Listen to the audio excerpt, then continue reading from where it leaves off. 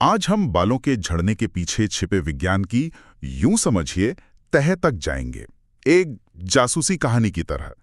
हमारा मुख्य अपराधी कौन है और हमारे पास इससे लड़ने के लिए कौन से हथियार हैं, और क्या कुछ हथियार असल में हमारे ही खिलाफ काम कर रहे हैं।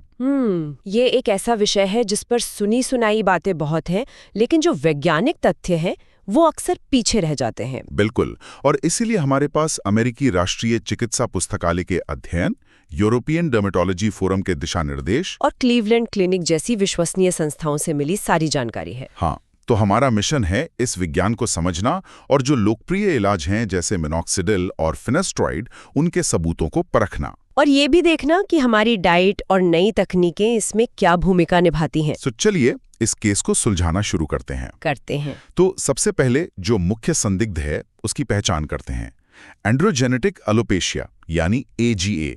ज्यादातर मामलों में तो यही जिम्मेदार होता है ना? हाँ बिल्कुल, इसे आम भाषा में पैटर्न हेयर लॉस भी कहते हैं, और ये पुरुषों और महिलाओं दोनों में बालों के झड़ने का सबसे आम कारण है। अच्छा। और ये कोई बीमारी नहीं बल्कि एक आनुवंशिक स्थिति है जो समय के साथ धीरे धीरे बढ़ती है। ये कितना आम है? क्योंकि हमारे स्रोतों में कुछ आंकड़े थे जो वाकई चौंकाने वाले थे। 70 साल की उम्र तक लगभग 80% पुरुष। हाँ, ये बहुत ज्यादा है। लगभग हर किसी को इसका सामना करना ही पड़ता है। ये बिल्कुल सही है। अगर भारत के आंकड़ों को देखें तो 30 साल से कम उम्र के 30% और 30 से 50 साल के बीच के 58% पुरुषों में ये दिखता है। और महिलाओं में भी 70 की उम्र तक लगभग 42% इससे प्रभावित होती हैं। तो ये बहुत ही ज्यादा व्यापक है। ठीक है, तो बायोलॉजिकल लेवल पर क्राइम सीन पर असल में हो क्या रहा है? ये होता कैसे है? इसे ऐसे समझिए कि हमारे शरीर में एक हार्मोन है, टेस्टोस्टेरोन। हाँ। एक एंजाइम जिसका नाम है 5-अल्फा रिडक्टेज इस टेस्टोस्टेरोन को एक ज्यादा शक्तिशाली हार्मोन में बदल देता है। अच्छा। इसका नाम है डायहाइड्रोटेस्टोस्टेरोन, या शॉर्ट में कहें तो DHT। DHT? हाँ, यही DHT इस कहानी का असली विलन है। और ये DHT बालों के साथ करता क्या है? ये DHT आप कह सकती हैं एक तरह से बालों की जड़ों का गला घोंट देता है। ओहो। जिन लोगों की जड़ें यानी हेयर फॉलिकल्स जेनेटिकली सेंसिटिव होती हैं, DHT जाकर उनसे चिपक जाता है और उन्हें धीरे धीरे सिकोड़ने लगता है। जैसे पानी ना मिलने पर कोई पौधा सिकुड़ जाता है, वैसे? बिल्कुल वैसा ही। इस प्रक्रिया को मिनिएचराइजेशन कहते हैं। तो इसका मतलब ये हुआ कि बाल पतले और कमजोर उगने लगते हैं? एकदम सही। बालों के बढ़ने का जो साइकिल होता है, उसका जो ग्रोथ फेज है, एनर्जेन फेज, वो छोटा हो जाता है। बाल पतले, छोटे और कमजोर होकर उगते हैं और आखिर में उगना ही बंद कर देते हैं। और ये जेनेटिक्स तय करती है कि किसकी जड़ें इस DHT विलन के प्रति ज्यादा सेंसिटिव होंगी। बिल्कुल। तो ये तो हुआ जेनेटिक मामला, लेकिन ऐसा हमेशा तो नहीं होता। कभी कभी बाल अचानक से बहुत ज्यादा झड़ने लगते हैं, विलेन कोई और होता है। हाँ, और इन मामलों में अंतर करना बहुत जरूरी है। एक दूसरी आम स्थिति है टेलोजेन एफ्लूवियम, शॉर्ट में TE। हाँ, ये तब होता है जब शरीर किसी बड़े शारीरिक या भावनात्मक झटके से गुजरता है, जैसे कोई बड़ी सर्जरी, अचानक वजन कम होना, बच्चे का जन्म या कोई गंभीर बीमारी। हाँ, ये सब। अच्छा, तो शरीर एक तरह से पैनिक मोड में चला जाता है? आप ऐसा कह सकते हैं। इस तनाव की वजह से बहुत सारे बाल एक साथ अपने रेस्टिंग फेज में चले जाते हैं। और फिर 2-3 महीने बाद वो सब एक साथ झड़ने लगते हैं। अच्छा। आमतौर पर हमारे दिन में लगभग 100 बाल झड़ते हैं, लेकिन TE में ये संख्या 300 या उससे भी ज्यादा हो सकती है। बाप रे! लेकिन अच्छी खबर ये है कि ये अस्थायी होता है। हाँ, ये सबसे अच्छी बात है। जैसे ही शरीर उस झटके से उबरता है, 3 से 6 महीनों में बालों की ग्रोथ वापस सामान्य हो जाती है। और एक तीसरी स्थिति भी है, एलोपेशिया एरिटा, जो इन दोनों से बिल्कुल अलग है। हाँ, एलोपेशिया एरिटा या AA एक ऑटो इम्यून स्थिति है। Auto immune. इसमें शरीर का अपना डिफेंस सिस्टम यानी इम्यून सिस्टम गलती से बालों की जड़ों को ही दुश्मन समझकर उन पर हमला कर देता है। अपना ही शरीर। हाँ, इससे सिर पर गोल गोल पैच में बाल झड़ने लगते हैं। तो हमारे पास 3 मुख्य अपराधी हैं: धीमा जेनेटिक विलेन AGA, अचानक हमला करने वाला स्ट्रेस TE और शरीर का अपना ही धोखा AA। और सही इलाज के लिए सही अपराधी को पहचानना पहला कदम है। बिल्कुल। ठीक है, तो हमने दुश्मन को पहचान लिया है। ज्यादातर मामलों में ये DHT हार्मोन है। अब सवाल ये कि इससे लड़ा कैसे जाए। अच्छी खबर ये है कि विज्ञान ने हमें 2 बड़े FDA अप्रूव्ड हथियार दिए हैं। चलिए पहले वाले से शुरू करते हैं, जिसकी खोज की कहानी ही अपने आप में बहुत दिलचस्प है, मिनॉक्सिडिल। मिनॉक्सिडिल की कहानी वाकई कमाल की है। ये असल में हाई ब्लड प्रेशर के इलाज के लिए एक खाने वाली गोली के रूप में बनाई गई थी। अच्छा? हाँ, लेकिन डॉक्टरों ने देखा कि जिन मरीजों को ये दवा दी जा रही थी, उनके शरीर पर अनचाहे बाल उगने लगे थे। कमाल है, मतलब ये पूरी तरह से एक एक्सीडेंटल खोज थी। वो हाई ब्लड प्रेशर ठीक कर रहे थे और लोगों के बाल उगने लगे। हाँ बिल्कुल, और इसी साइड इफेक्ट ने शोधकर्ताओं को सोचने पर मजबूर किया। आज भी इसका सटीक मैकेनिज्म पूरी तरह से समझा नहीं गया है, लेकिन मुख्य थ्योरी यही है कि ये बालों की जड़ों के आसपास की खून की नसों को चौड़ा कर देता है। तो उससे क्या होता है? उससे जड़ों तक ज्यादा ऑक्सीजन, खून और पोषक तत्व पहुंचते हैं। साथ ही ये बालों के ग्रोथ फेज को भी लंबा करता है। लेकिन एक मिनट, क्या ये सुनने में थोड़ा ज्यादा आसान नहीं लगता कि बस एक फोम स्कैल्प पर लगा लिया और जेनेटिक हेयर लॉस रुक जाएगा? हमारे स्रोत इसके असर के बारे में कितने पुख्ता सबूत देते हैं? आपका संदेह जायज है, लेकिन सबूत बहुत मजबूत है। यूरोपियन डर्मेटोलॉजी फोरम के दिशा निर्देश इसे लेवल 1 एविडेंस देते हैं। लेवल 1 मतलब सबसे ऊंचे स्तर का वैज्ञानिक प्रमाण? हाँ, पुरुषों के लिए 5% वाला घोल या फोम 2% वाले से ज्यादा असरदार पाया गया है, और महिलाओं के लिए दिन में एक बार 5% फोम का इस्तेमाल उतना ही असरदार है जितना दिन में 2 बार 2% घोल का। जो इस्तेमाल में ज्यादा आसान है। बिल्कुल। मैंने इसके ओरल यानी खाने वाले वर्जन के बारे में भी सुना है। हाँ, ओरल मिनॉक्सिडिल उन लोगों के लिए एक विकल्प बन रहा है जिन्हें लगाने वाले घोल से जलन या एलर्जी होती है। लेकिन इसके अपने साइड इफेक्ट्स हैं। एक स्टडी में तो ये पाया गया कि 93% लोगों के चेहरे और शरीर पर जरूरत से ज्यादा बाल उगने लगे। क्या? हाँ, जिसे हाइपरट्रिकोसिस कहते हैं। हाँ, तो मतलब सिर पर बाल उगाने के चक्कर में इंसान भालू बन सकता है। ये तो एक बहुत बड़ा ट्रेड ऑफ है।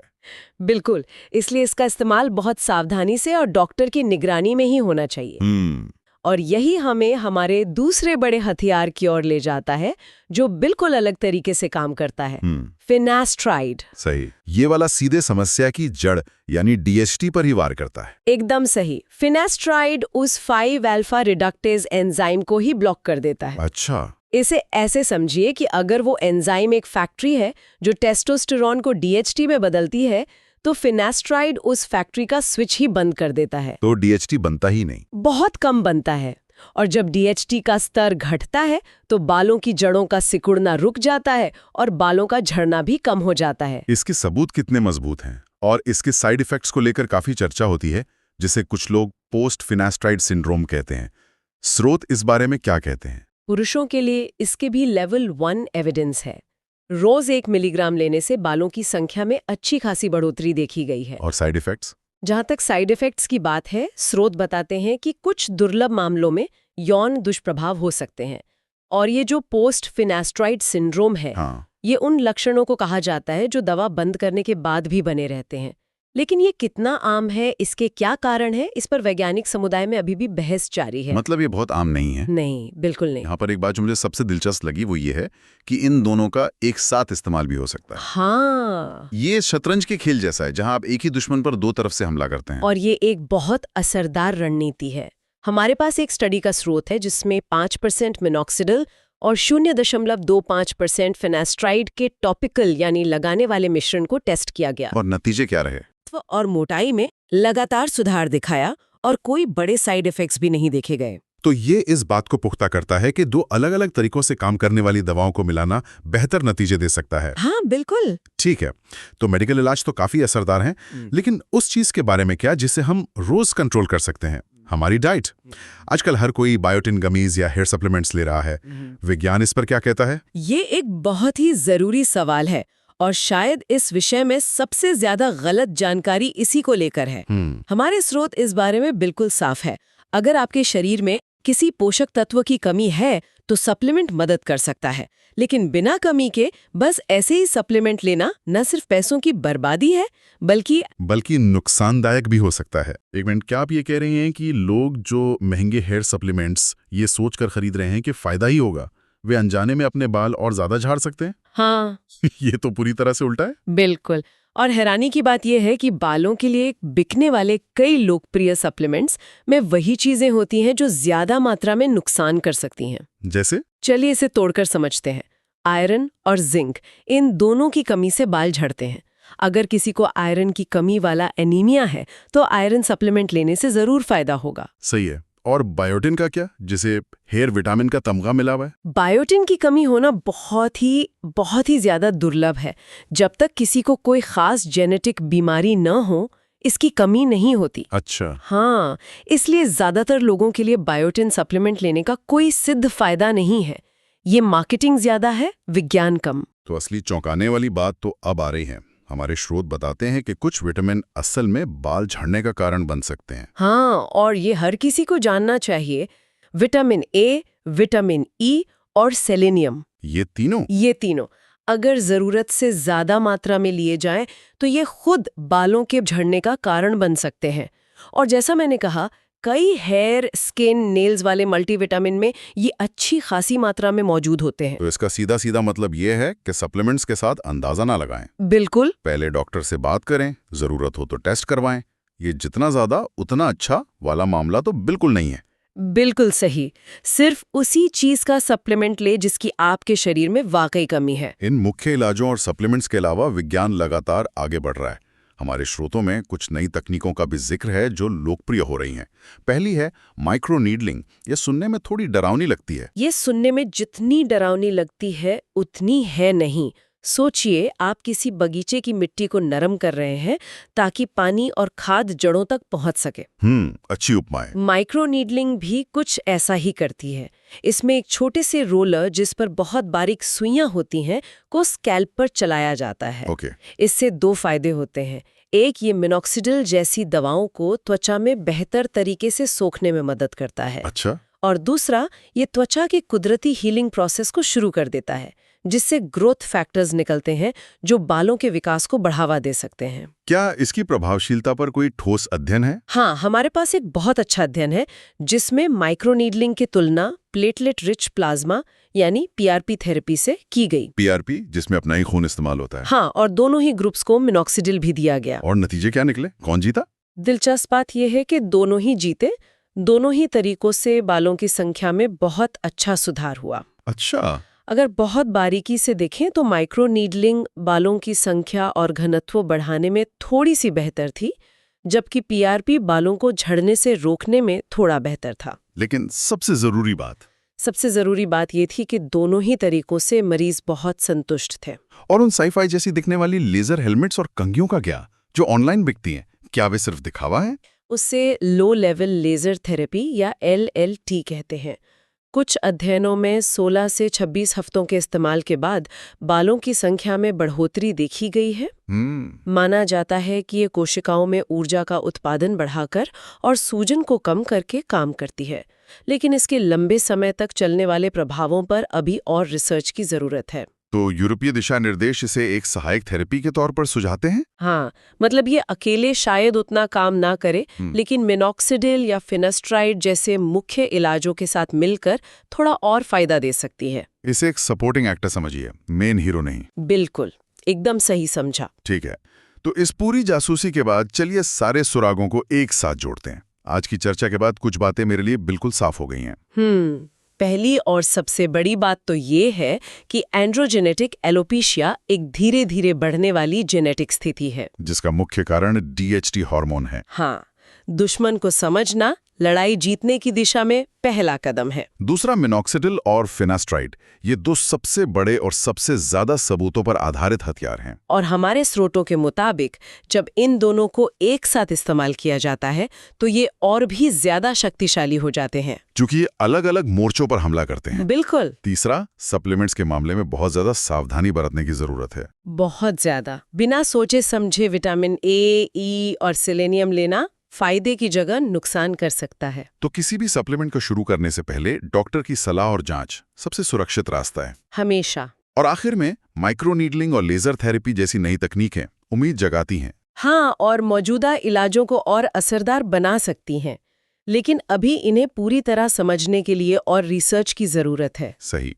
और एक आखिरी विचार। हाँ, बताइए। हमारे स्रोतों में एक बात बार-बार सामने आई है, जिसे अक्सर इस पूरी बातचीत में नजरअंदाज कर दिया जाता है। और वो क्या है? वो है बालों के झड़ने का मनोवैज्ञानिक प्रभाव। ये सिर्फ एक कॉस्मेटिक चिंता नहीं है। ये एक बहुत ही जरूरी मुद्दा है। हाँ, ये चिंता, अवसाद और आत्मसम्मान में कमी से बहुत गहराई से जुड़ा हुआ है। इसलिए किसी भी इलाज की सफलता सिर्फ उगे हुए बालों की गिनती में नहीं है, बल्कि इस बात में है कि वो व्यक्ति कैसा महसूस कर रहा है। सही। हो सकता है कि भविष्य में इलाज का फोकस सिर्फ बाल उगाने से हटकर व्यक्ति के अनुभव को बेहतर बनाने पर केंद्रित हो, जिसमें मनोवैज्ञानिक समर्थन, हाँ, यथार्थवादी उम्मीदें तय करना और व्यक्तिगत देखभाल शामिल होगी। शायद असली सफलता तब है जब कोई व्यक्ति अपने बालों की स्थिति के साथ शांति और आत्मविश्वास महसूस कर सके, चाहे नतीजे कुछ भी हों।